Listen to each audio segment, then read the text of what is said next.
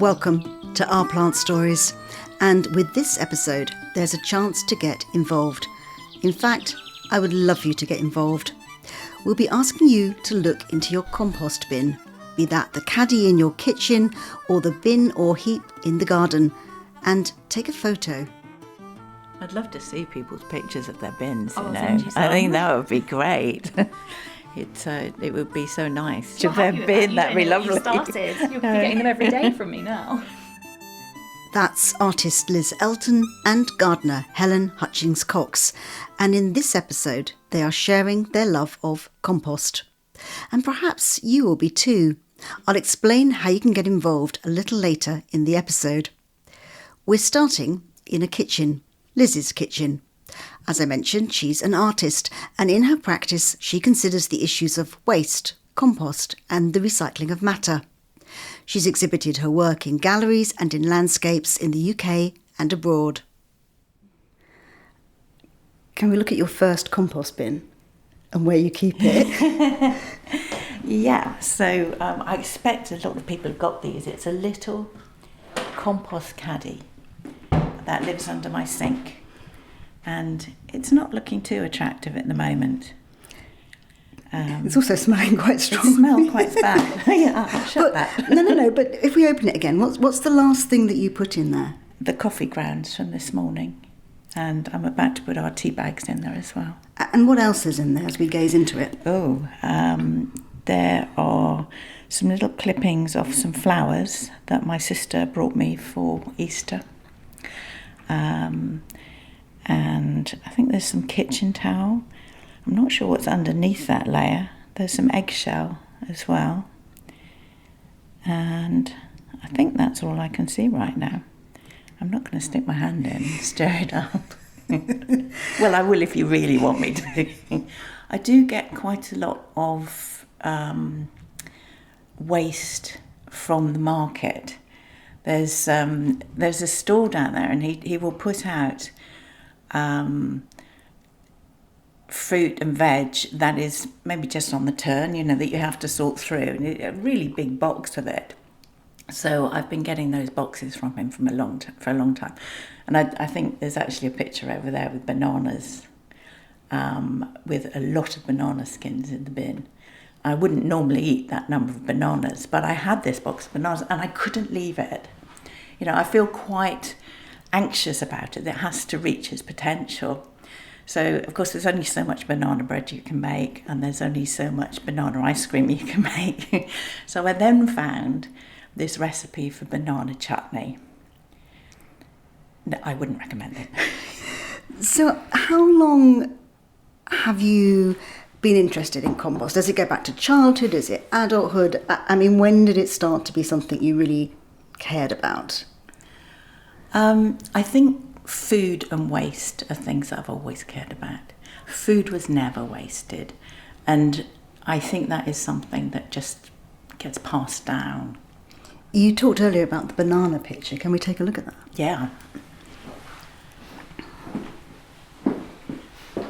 So these are images of my little food waste caddy. And in lockdown, of course, I couldn't make the large work. I couldn't go to the studio. And I really felt like I'd been thrown into reverse gear. I didn't really know what to do. And a lovely writer called Anna Suter started a project where she would send a piece of writing to artists about the movement of plants. And the artist needed to respond by sending her something. It could be anything.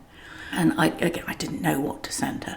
But I looked into my bin, and I'd been peeling a lot of red onions, and all these beautiful translucent skins were in the bin, and it just looked to me like a painting. So I took a photo, and after that, I just kept seeing pictures in the bin. And not rearranging it, literally, or did you rearrange it a little bit? I admit I will sometimes poke it a little bit, but very often, if you look at this one, that is what it looked like. And to me, that looks like Baroque drapery. I called that one sheets and flesh. It's just kitchen towel and a mouldy pear and a tea bag. And I mean, the final one is some tulips. And that one again was in lockdown, and walking into the local Tesco and seeing these little tulips, and I thought, I have to have those. I just have to. And they died, and obviously I put them into the compost bin, and that is just how they fell. But the stalks are all broken. They look like broken bones. And to me, tulips to me are very evocative. They remind me of that tulip crisis in 17th century Netherlands, which would have been one of the first sort of market bubbles. And I think, is there a connection? Is there an idea of the possibility of economic change in there? I don't know, maybe it doesn't say that to other people, but to me it does. And I think as you get into the background of the photo, there's quite a narrow depth of field, and there's a really sort of painterly area at the back that looks like where the flowers are almost dissolving. It's very beautiful. They are all really interesting because I think, having seen these, I might look into my compost bin slightly differently. Right. Because actually often you just lift it up, throw stuff in, and then carry on by, whereas you've actually really looked at it and, kind of, is there a sense that we eat something and there's leftovers and we just chuck it away and don't really think about it, and often just tie the bag up, put it outside, and off it goes. We're kind of disconnected from where it goes next. Yes, or maybe where it came from in the first place as well. Yeah. I sometimes think I see the world through my bin. There's an image that I've actually got here as well, which has got a mouldy orange in it, and I feel terribly guilty that orange went mouldy, but it looks like a planet. And I think, well, what about the heat that was used to grow that orange, but then made it go mouldy? And now the image just makes me think about the heat and a warming planet. So, and I don't know if other people see this, but to me, that's what I see in the bin. And of course, there is this, because of the shape of the bin and because of the light in the bin, there is this connection with Dutch still life from the 17th century. And I suppose as with my background in painting, I was very aware of that when I could see these paintings in the bin. And I think Dutch still life is hugely interesting. There's lots of different types of painting. But there is this idea of vanitas, which is about about ephemerality, about the futility of pleasure, and a reminder that we must die. So, and these paintings would have been incredibly expensive. Some of them were painted by taking really expensively produced hothouse flowers that would have bloomed at different times of the year, making images of them and putting all those images together. So it looked as if it was this impossible painting of flowers that can possibly have been alive at the same time. So the flowers have been incredibly expensive. The painting of the flowers would have been hugely expensive. So I suppose I'm thinking about that idea embedded in Dutch still life, but trying to think about it in a different way, to elevate waste and to say, actually, this is precious. These photographs are very small. They're in quite big editions, so the whole series has been made to be very accessible, in contrast, obviously. But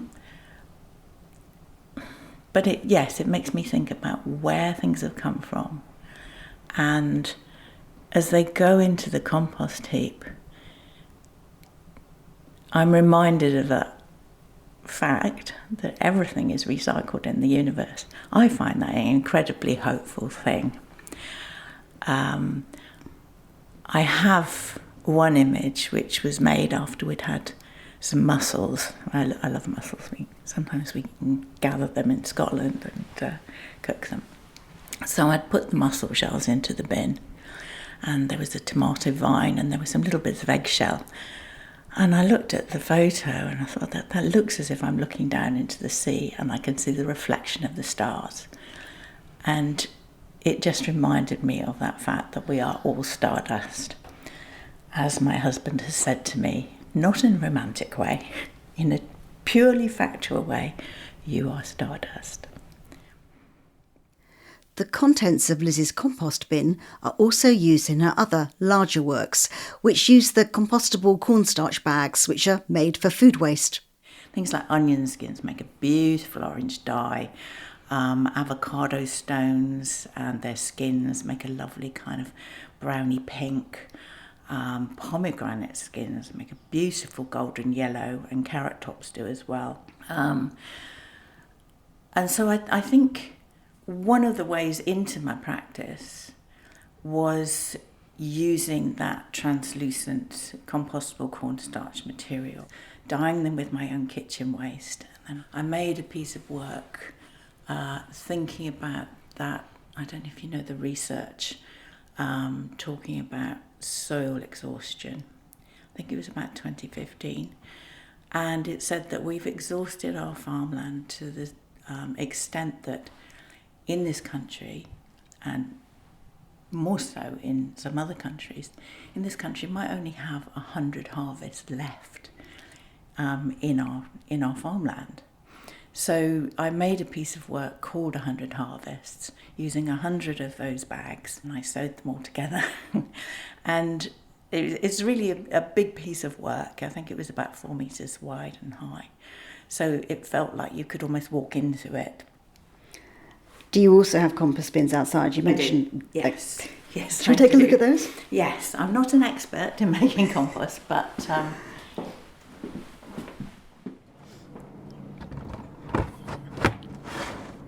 what I find just completely brilliant about compost is that I know if I put a handful of that onto the clematis I've got outside the back door, it's going to supercharge it. And the effect is just amazing. It's miraculous. I must admit, I do think about all those little buckets of, I remember the meals that we've had, the people that we're with, where did I get the food, where did it come from? And all that kind of ends up in here, and all the clippings in the garden. And I think the more and more I think about it, compost is, well, it's love, isn't it? I mentioned that with this episode, there's a way to get involved. Photograph your compost bin, heap, caddy or wormery, then post it to your Instagram account and tag or collaborate with a new account we have called @compost_tales. And follow it too, that's @compost_tales. If you don't use Instagram, you can just send the image to me, sally@ourplantstories.com.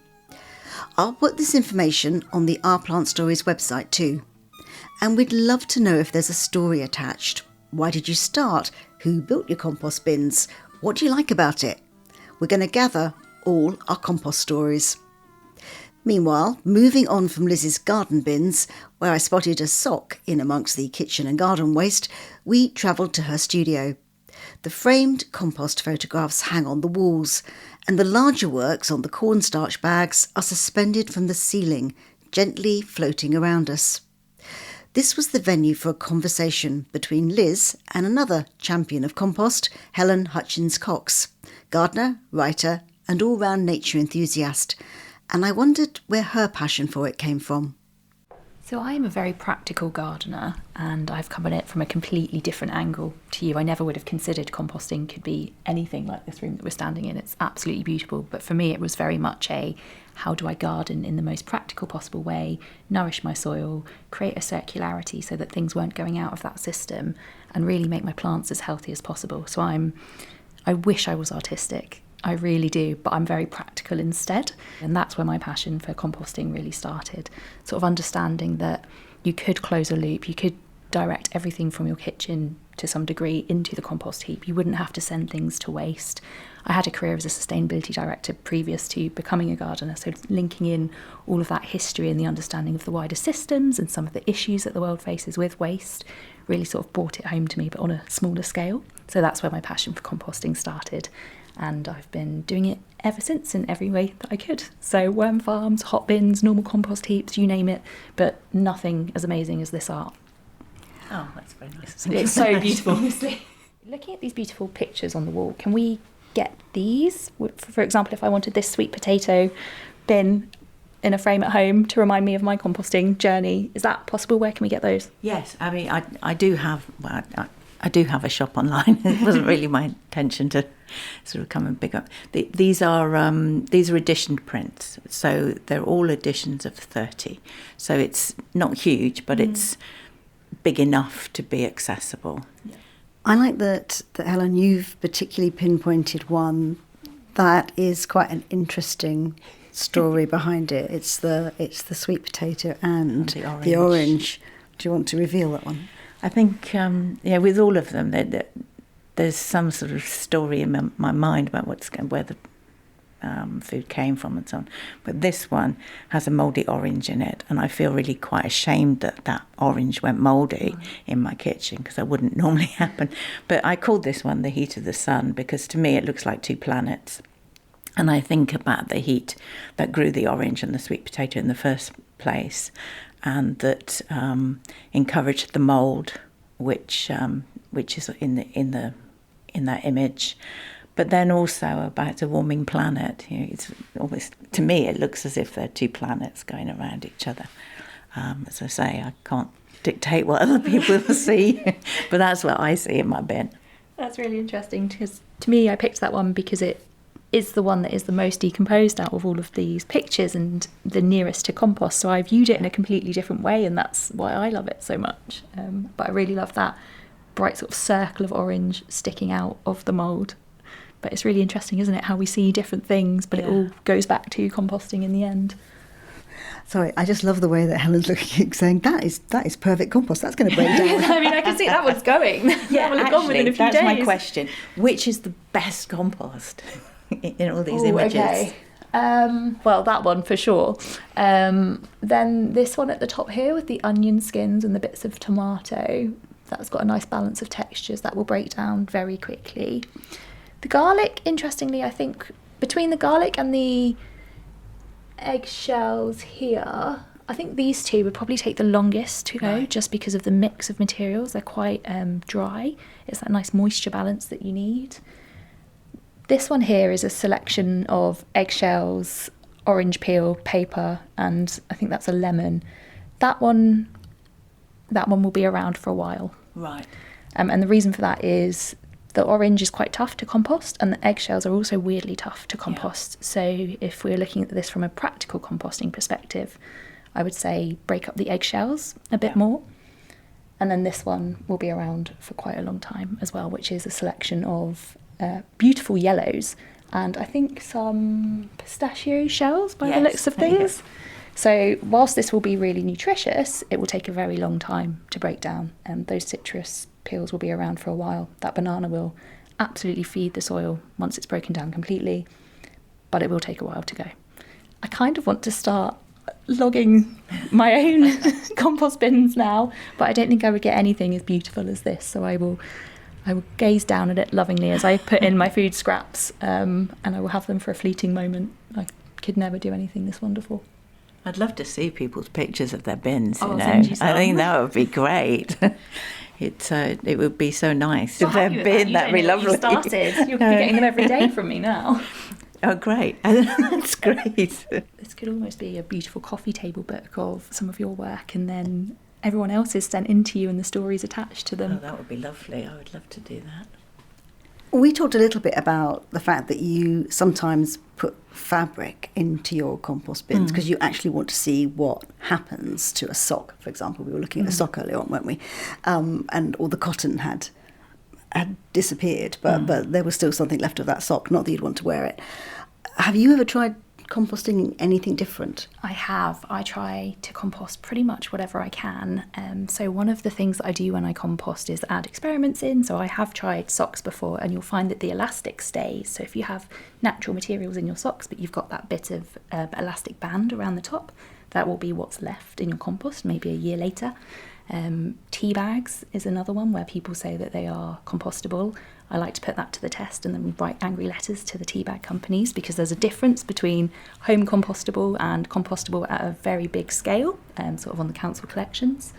I have seen pairs of jeans being composted before and watching those break down, so I've fallen down a bit of a hole of sped up composting videos online and watching these really crazy experiments sort of progress over time, and I've got a few things that I want to try, but a lot of my food waste, a lot of my home paper waste, everything that I can divert goes into the compost because I know that that works. And it's definitely changed what I bring into my house as well. So the more that I'm aware of it, the more, for example, I refuse to buy anything with polyester in it now, because I think of the end of life of that. And in my head, I'm thinking, well, if I can't compost that, where is that thing going to end up further down the line? Because we're just filling these landfills with things that won't break down, that are just there forever, and it's such a waste. So it's definitely been a bit of a mindset shift as well, to say, well, where is this going to end up? Am I going to have to get rid of it externally eventually? And making my choices based on that, which is another thing to think about when you go to the shops all of the time. But I am very much reducing what I consume because of that as well, which I think is pretty helpful in itself. I have this sort of anxiety about things. If it can be composted, it should be composted. And I think actually quite a lot of food waste goes to be burned.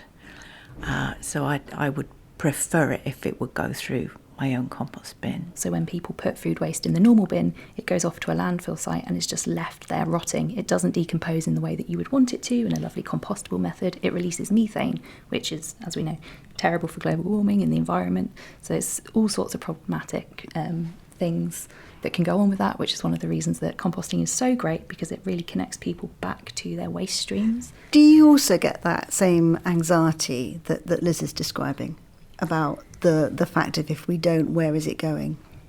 I did to start with, and I think as the state of the world changes, I do get that anxiety as to what is going on, where is everything going to end up, when are we going to run out of space. But for me, composting is also a sign of hope, that you can bring it back to create this new life. Everything returns to the earth and sort of feeds the wider ecosystem. So I'm very much repositioning my mindset into, this is such a positive force for change.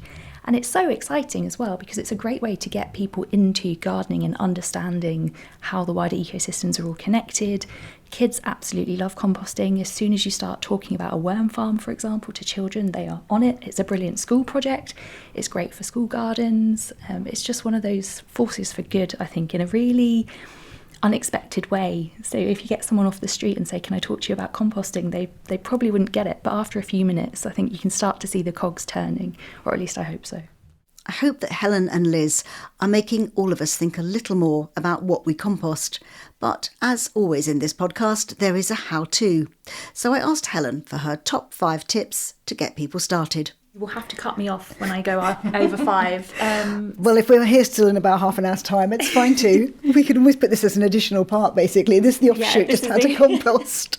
So the first one would be to not overthink it and to just give it a go. So nothing can go wrong with composting, really, I promise. It's all about adjustments. The second one is to keep a balance of materials, so making sure you've got a mix of green and brown materials, so that's wet and dry materials, carbon and nitrogen. But if you've got if you've got materials coming from your kitchen, use your food waste, use a bit of cardboard, and you'll be good.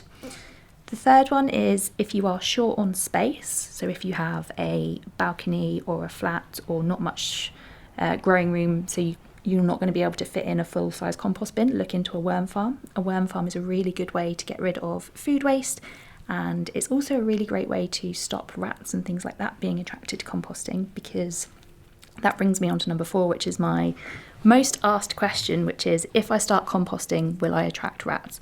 And in general, the answer is no, so please don't be worried about that. Rats will be attracted to things where something is out of balance and things start to smell. So if people put a lot of food waste into an outside compost bin without the right balance, then yes, rats will be attracted.